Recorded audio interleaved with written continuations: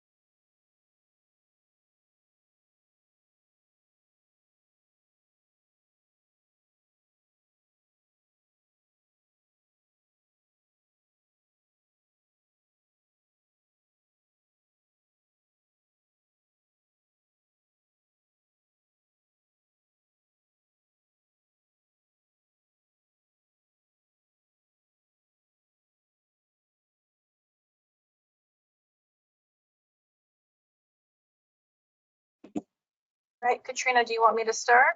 All right. Okay, good evening, everybody. I'm Caroline Charles, Community Relations Coordinator with the Planning Commission.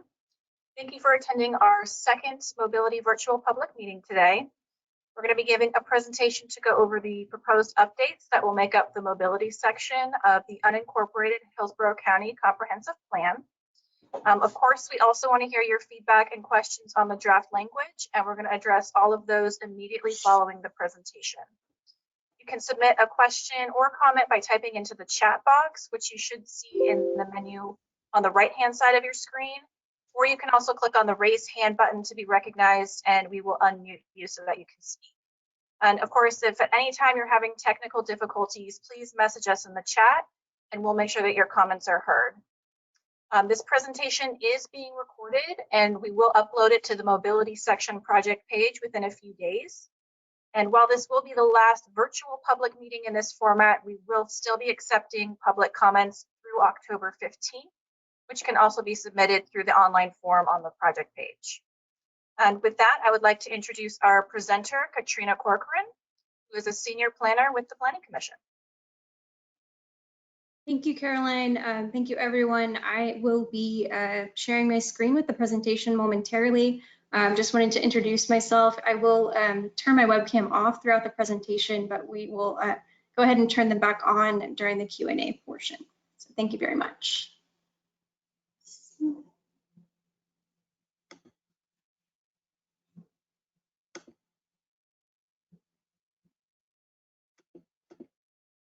Just one moment while I share my screen.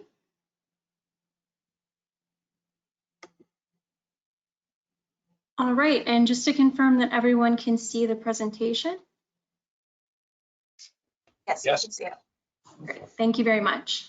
Good evening, everyone. As Caroline mentioned, my name is Katrina Corcoran. I am a senior planner with the Planning Commission, and I am the co-lead on the update of the Hillsborough County Comprehensive Plan Mobility section.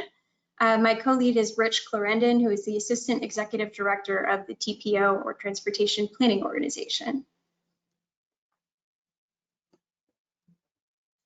So tonight we have already done our introductions, and I will be going through this brief presentation, about 15 minutes, including some background on the comprehensive plan update, the mobility section, an overview of the mobility section, our draft goals and summarized objectives, information on our project page, schedule, and contact information, and then the remaining portion of the meeting this evening will be devoted to Q&A and discussion with you all.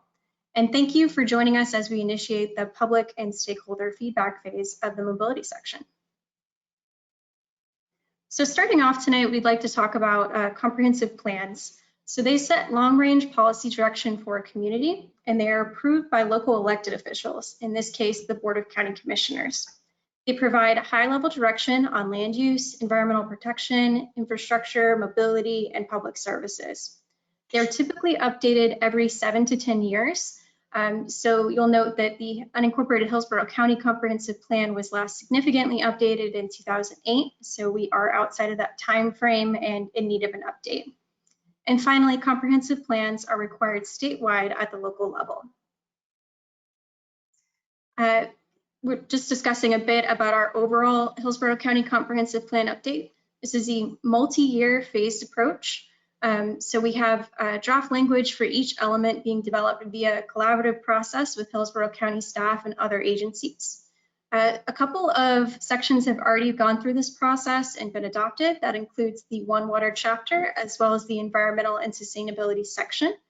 Currently, the recreation and open space, coastal management, and solid waste sections are in progress. They're in a prior plan amendment cycle, so they're a little ahead of the mobility section.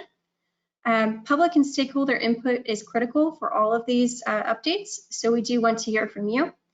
And additional information on the overall Hillsborough County Comprehensive Plan update can be found at the link here. And I would like to mention that the mobility section is a part of the July cycle, so it's still in this public engagement phase. Background on the mobility section itself: it is currently adopted as the transportation element of the unincorporated Hillsborough County Comprehensive Plan. It is part of the Community and Built Environment chapter of the Comprehensive Plan as we move through this update process, and it recognizes the interconnected nature of mobility, housing, and land use. And setting some framework and context, as I mentioned, the Comprehensive Plan sets overall general community direction through goals, objectives, and policies.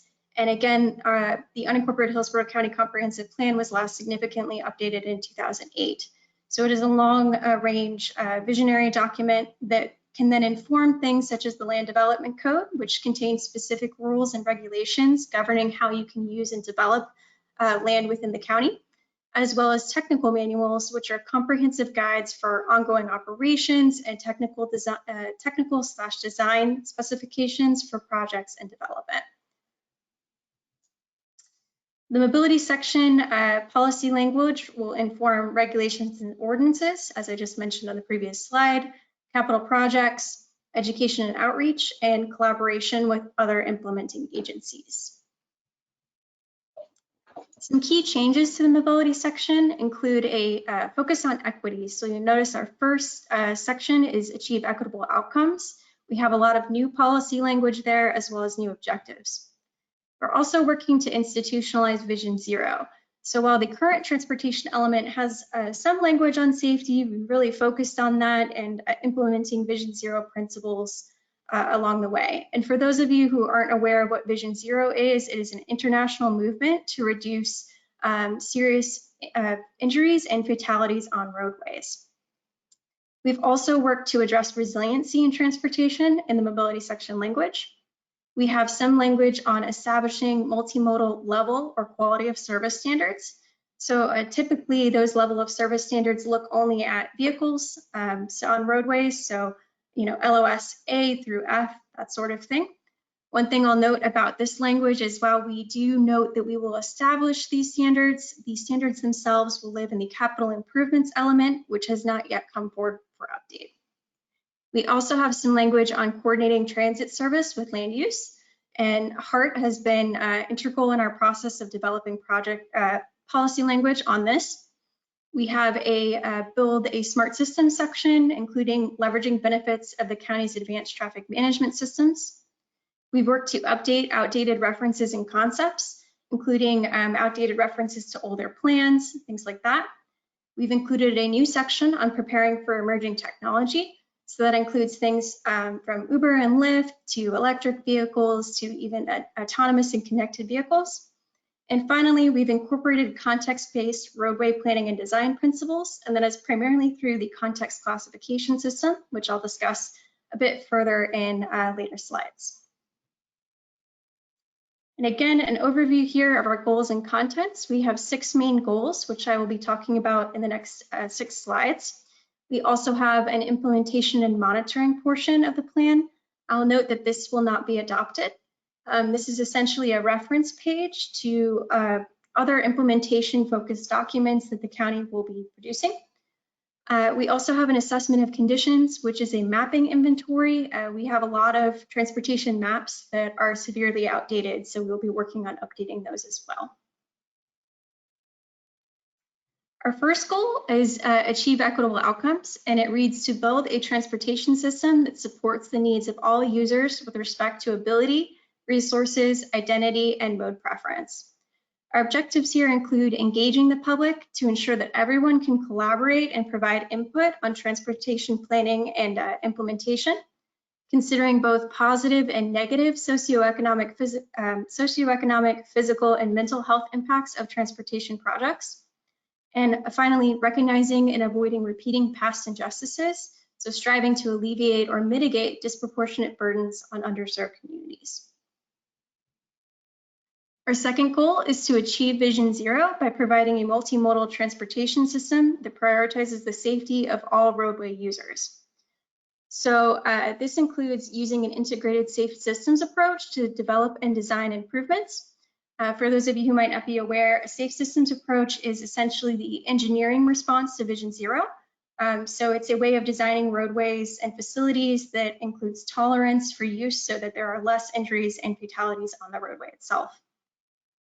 We also have an objective to protect vulnerable users through a safe systems approach, speed management, and context-sensitive multimodal facility design. Our third objective is to assist in equitable education and fair enforcement of traffic laws for all roadway users. And finally, we want to use that safe systems approach to identify and improve high injury corridors. So that includes also working with other agencies dedicated to Vision Zero and safety improvements, as well as referring to the TPO's crash reduction targets. Our third goal is to maintain the system in good repair, preserve assets, and improve resiliency to climate change. Our objectives here include maintaining existing transportation infrastructure while repairing or replacing deficient facilities, supporting the maintenance of public transportation assets. So that includes the continuing support of Sunshine Line through the county, as well as support a part in ways that the county can, such as sidewalk connections near bus stops, that sort of thing. And finally, our third objective is to maintain or improve the capability of the multimodal system to evacuate vulnerable populations, as well as enhancing the system's resiliency to withstand and recover from a disaster. And I will note here that the evacuation part of this objective is required by state statute. Our fourth goal is to provide choices when not driving, and it reads to create a sustainable transportation system that allows people to take their mode of choice to access necessities, opportunities, recreation, and each other. We have several objectives here, including balancing vehicular capacity with fiscal, environmental, social, or economic objectives, and that includes policy language on deficient and constrained roadways. As I mentioned in the beginning, we do have some policy language on establishing and maintaining multimodal level of service standards. So again, looking not only at vehicular LOS standards, but also at things such as transit, bicycle, and pedestrian standards. Our third objective is new development shall provide mobility fees to mitigate its impact on the multimodal network. Fourth objective is to update the corridor preservation plan, ensure adequate multimodal corridors. And the policy language here has a lot of emphasis on connectivity.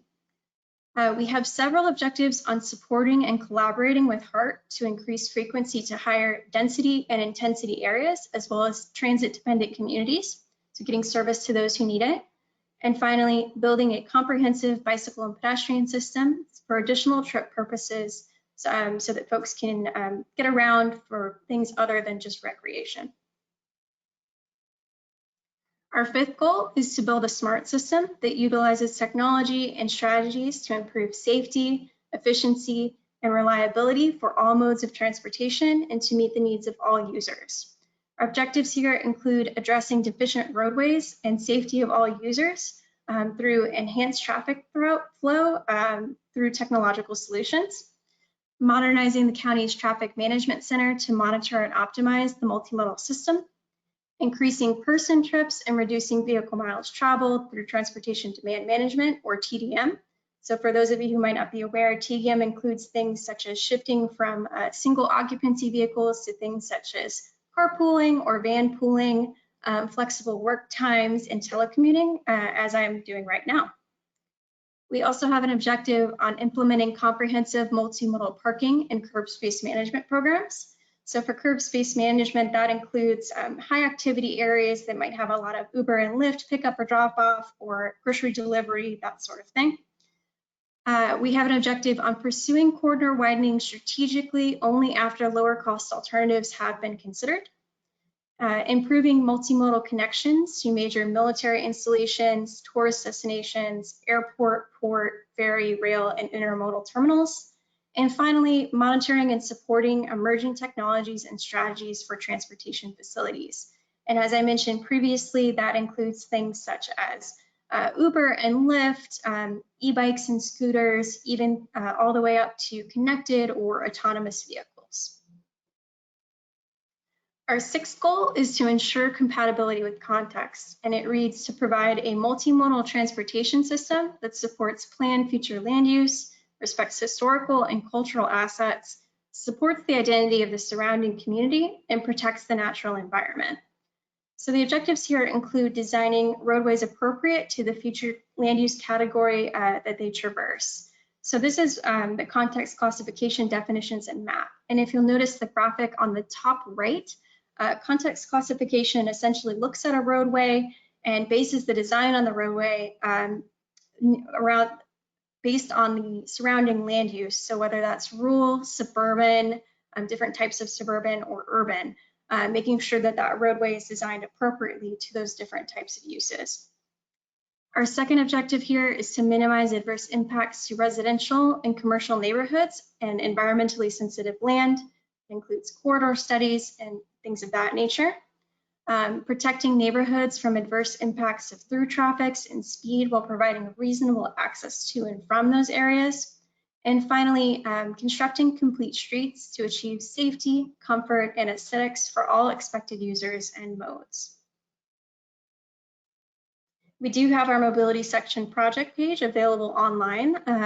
You can review the draft language there. You can also see what's new versus existing and compare the existing adopted language with the proposed. That is through what we call our crosswalks, which are available at the bottom of the project page under supporting documents. You can review previous presentations and other background information. So we do have a previously recorded virtual public meeting that is available via the YouTube link on the project page, as well as a presentation to the Planning Commission, a briefing to the Planning Commission that is available. We also have our upcoming meeting dates, including future presentations to the Planning Commission and the BOCC. And the link here is provided for you to look at or write down. Again, we would like your comments, your feedback, and your questions. They can be submitted online. The screenshot here to the right shows the public comment box, which is about halfway down the project page. We appreciate your comments and feedback. The comment period runs through October 15th. Rich and I are the points of contact for the mobility section. This is available in this slide, but also on the project page should you need to email or call us. And with that, this concludes my presentation on the mobility section. We are very much looking forward to your comments and questions tonight. So, thank you very much.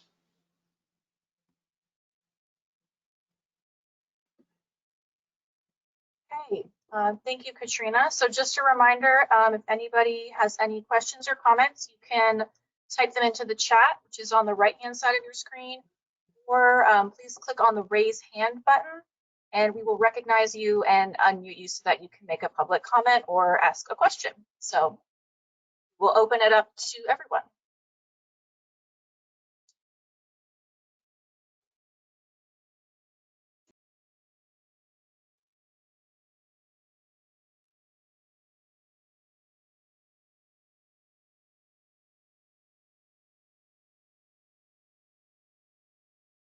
Don't be shy.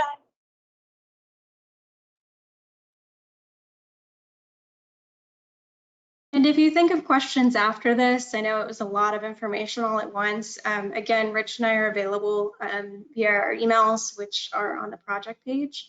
So that's always an option as well.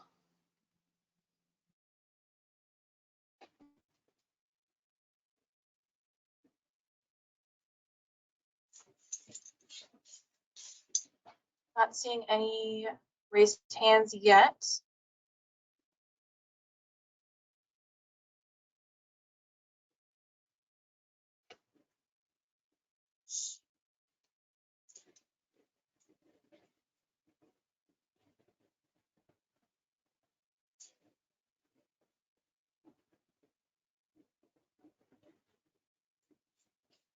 Must have done a very good job with your presentation, Katrina.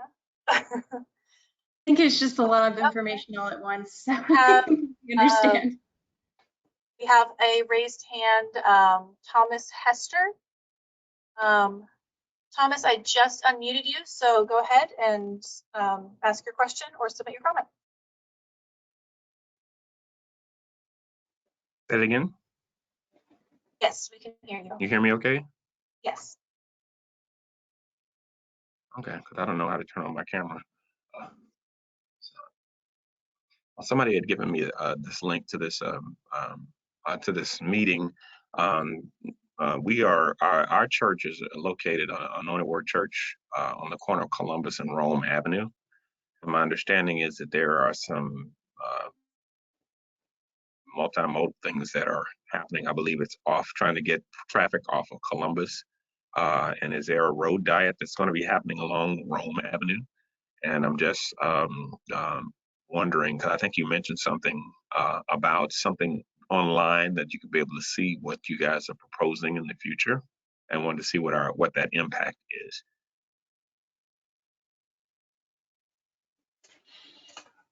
I could try to answer that question.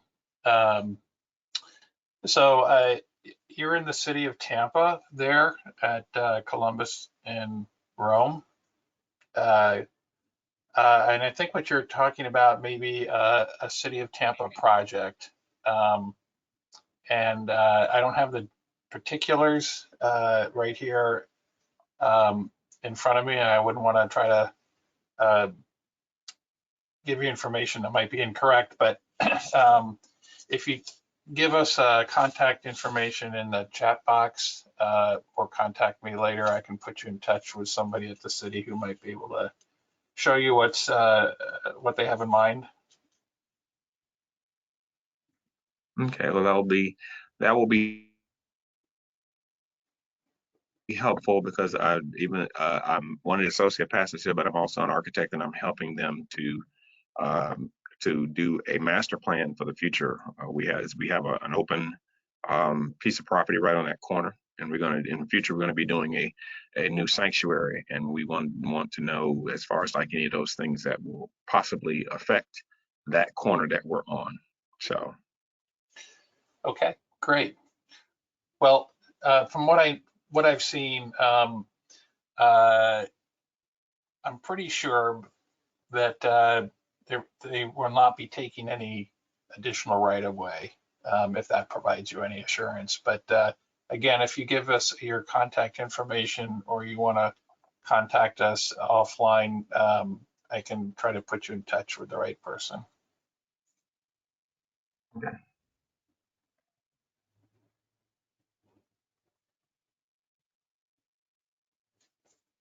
We have a couple questions in the chat as well. So Mauricio Rosas asked, what is the time frame for combining this with FDOT in the city of Tampa? I can take that one. Thank you for the comment, Mauricio. So just a bit of background. Again, this is the unincorporated Hillsborough County Comprehensive Plan. There is a comprehensive plan for the city of Tampa. It was actually more recently updated. I believe the last update was 2016. So they are separate plans that serve the different areas. As far as working with FDOT, we have sent this to FDOT representatives for agency comment. And we have briefed them that we are updating this, so they have been able to see the language. We wouldn't necessarily be confining it with anything from FDOT, but we have coordinated to make sure that everyone is available to see the policy language.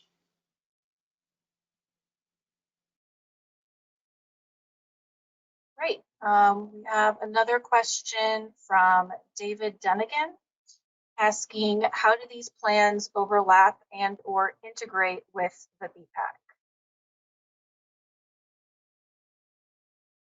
Thank you, David. I'm actually the Planning Commission representative on BPAC right now, so I appreciate the question. So we actually have already had a presentation in front of the current BPAC on this, just letting them know that the project page is available. There is an update. Please feel free to submit your comments. It is a Planning Commission document, so it is outside of BPAC's ability to send for approval to the TPO board. However, we are making sure that we have plenty of conversation with them and ability to provide feedback again.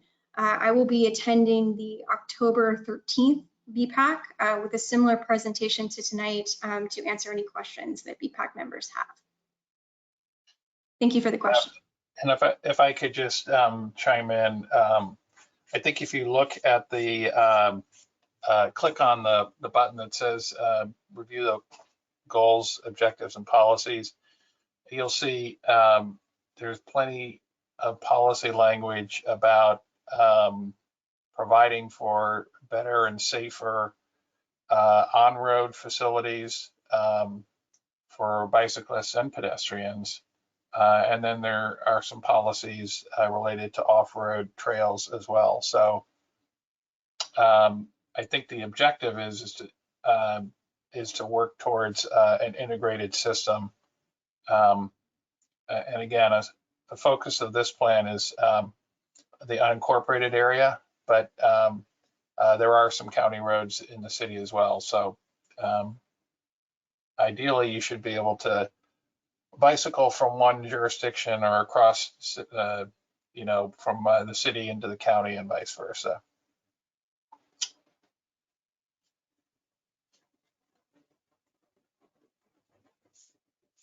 Okay, those are all the questions we have in the chat thus far.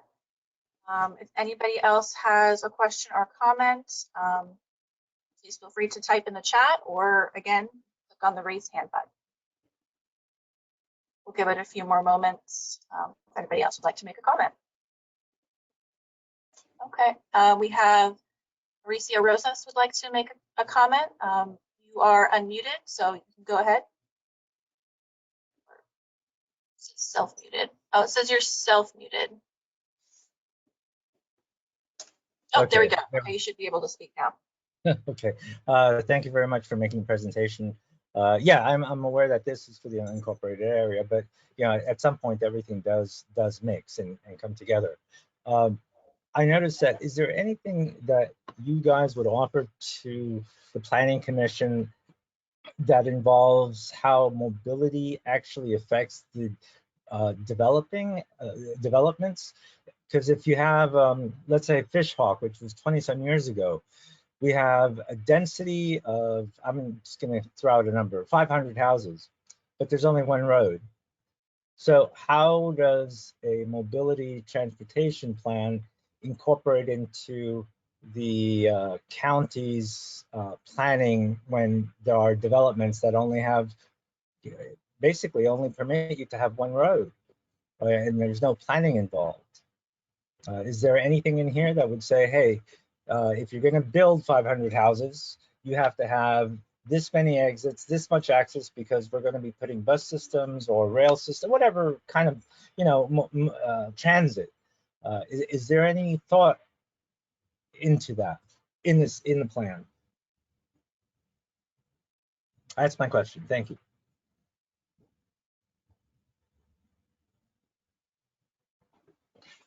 Katrina, do you want to answer that, or shall I?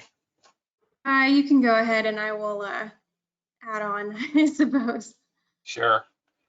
Yeah, thanks for the question, and it's a good question. one of the things that we've tried to stress in this update of the comprehensive plan is the need for more connectivity. So, for example, making sure that you can access new development from more than one road wherever possible, and provide for some interconnections between adjoining, adjacent developments. So that could be vehicular access, so you don't have to always get out on a main road to get from one subdivision perhaps to the neighboring subdivision. But it would also include bicycle and pedestrian, better bicycle and pedestrian interconnections, so that maybe you wouldn't even have to jump into your car every time you wanted to go next door. So I think those are pretty high on the priority list in terms of policy objectives. And I know the BOCC is greatly interested in that as well. Can I follow up on that too, if I may? Yes. Sure. Though we do see, I'll use I'll put Fish Hawk aside. Here off of Sheldon Road, I'm sorry, not Sheldon Road, Hillsborough Avenue, West Chase area. You look at the West Chase area, and you have Hillsborough Avenue that goes all the way out there, but yet you have the subdivision that's built in on the inside, and then you have the shops that are built out on the outside.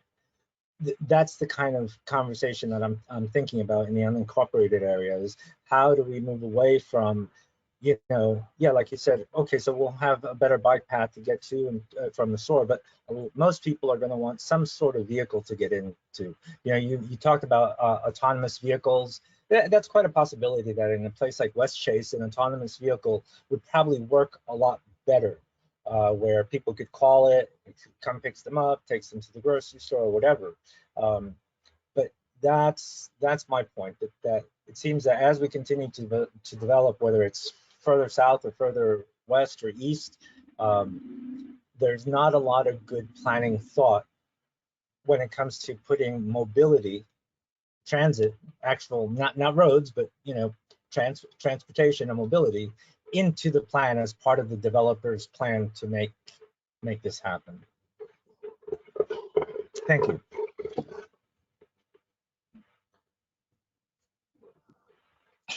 Yeah, if I could just respond to that comment, I didn't hear a question in there, but I'll just infer that what you're asking about is transit and its ability to serve new development, especially. And I certainly agree that that transit is a important ingredient, an important component of our overall system. I think one of the challenges we have in Hillsborough County, unlike some other, maybe more densely developed counties like Pinellas, is that the further out you get, the less dense the development is, and it becomes harder and harder to provide effective transit service. Just in round numbers, when you get below, say, about 4 dwelling units per acre, and you could add employees, if you're talking about a mixed-use development, it gets real hard to provide better and more robust transit. It would be very expensive to do that countywide, and that's essentially, our challenge in an unincorporated area that's largely suburban. That being said, I think one of the things that we've talked about with HART is at least providing for a certain basic level of service along some of the main lines, main routes, and providing for better connecting first and last mile service. So that might be where, you have maybe the first and last mile provided by bicycle or maybe even Uber or Lyft to provide that kind of connecting service. There's this idea of mobility hubs, which are kind of like a major transit stop that would have the ability to have a Lyft or a Uber pull up, perhaps a charging station for electric bikes, that kind of thing. Right. So I think those are all kind of in the toolbox, if you will. But the first and foremost is to make sure you have decent transit service, at least along some of those major routes where if we don't have the density today, we can expect it to fill in over time. Sure. Thank you. And Mauricio, I just wanted to add on to what Rich said when he was referencing those connectivity policies. Those policies can be found, I believe, under Objective 4.4 in our draft. That's the border preservation objective, and there are some of those connectivity policies there if you wish to look those up and look at those. I would also add that some of those connectivity questions related to development will be addressed in the update of the future land use element, which has not yet moved forward, but is in the process of moving forward. I think it is tentatively scheduled at this time for spring 2022 to go through a similar process to what mobility is going through. So thank you very much. Thank you. Thank you, all three of you. We have another question in the chat from Deshaun Audane. He's asking, how is this going to affect public transportation? He said the flex bus that used to go through Montague and all around town and country and waters was canceled due to COVID-19 and was never reinstated. This has made transportation really hard for him to get to, especially to the HCC on Dale Mabry. Without the flex bus, he has to walk miles to get to the Northwest Transfer Center. So how, if you guys could answer how this is going to affect public transportation. So I would, I guess,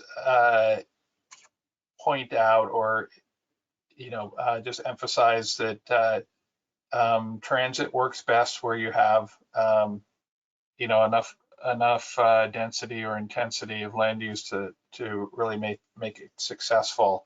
I'm not sure what happened with the flex service out in that part of West Hillsborough County around Montague in Town and Country.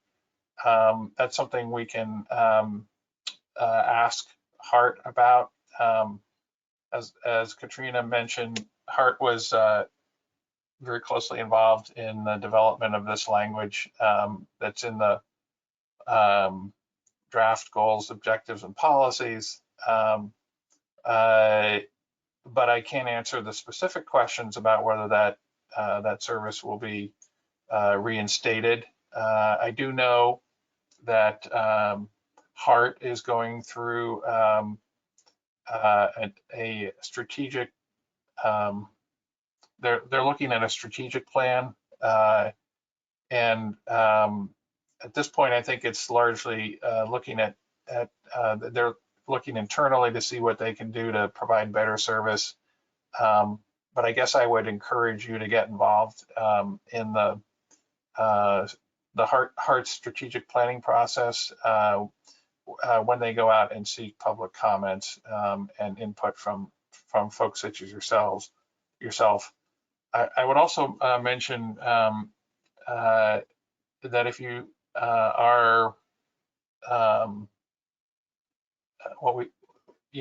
if somebody is truly in need of transportation and they can't get around by themselves, either because they might have a disability or they might be of limited means, There's also the Transportation Disadvantage Service, which in Hillsborough is provided by the Sunshine Line, which is actually a county-run service. Provides door-to-door paratransit service. I don't know if you'd be eligible for that, but that's something that is available if you qualify.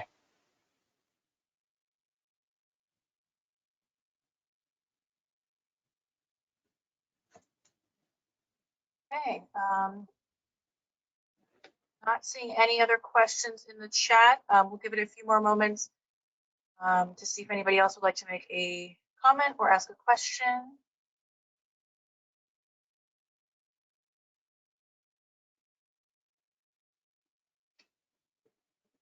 I see Mauricio Rosas has commented Heart Plus too, so I think that's probably in response to the previous question.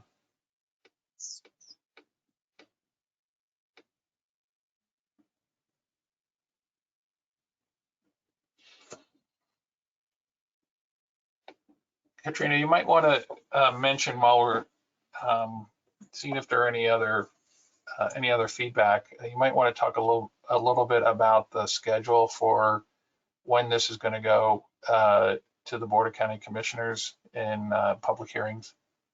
Yes, of course. And I apologize. The way I'm sitting, I'm getting a bit of sunlight here. So anyway, yes, the upcoming meetings, our next upcoming meeting is September 28th. We are scheduled for a workshop in front of the Board of County Commissioners. I believe that will be recorded and also posted on our project page. After that, our next meeting will be a public hearing with the Planning Commission. That is on November 8th. And that will be open to public comment from the public if you'd like to comment at that point. We also have, after that, December 16th, I believe, is our transmittal public hearing with the VOCC. And again, there's availability for public comment at that time. Of course, if you have questions or comments, we'd like to hear them now, or of course, you can reach out on our project page through October 15th. And of course, Rich and I are available via our emails or phone numbers if you want to give us a call or send us a question outside of the public comment section of the mobility section project page.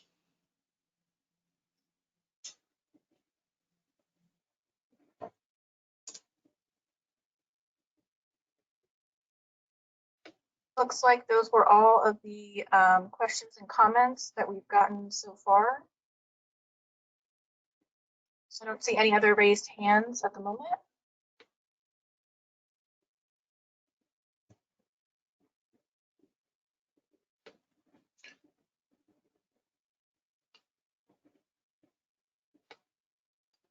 I guess I would also mention in terms of bringing this to the Planning Commission and the Board of County Commissioners that we do try to capture all of these comments, whether they're verbal or written, and provide them to the Planning Commission and the board for their consideration before they take action.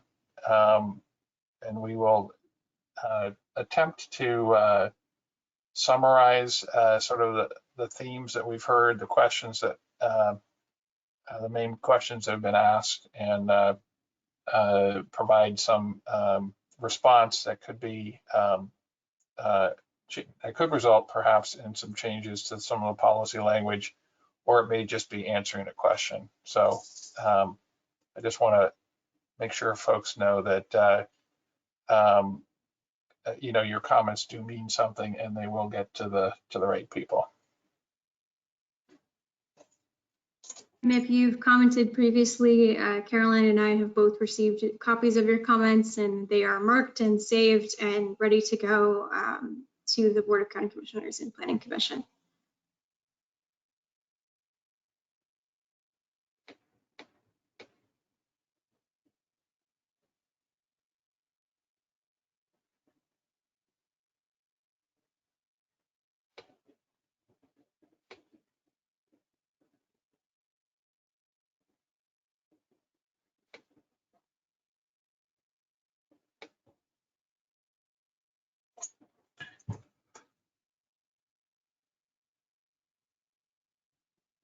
Hearing no other comments at this time, thank you all for joining us tonight, especially evening meeting. We did try to do switch up the times to make availability easier for everyone. Again, this will be posted on our project page if you'd like to go back and listen again. Draft language is available there, supporting documents. Really appreciate your time, and please reach out if you have any further questions or comments.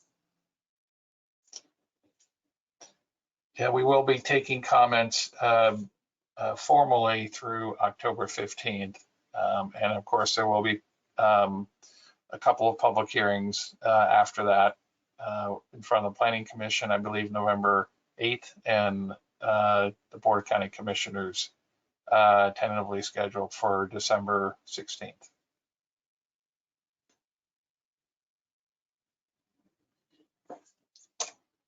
Thanks, everyone. Thank you.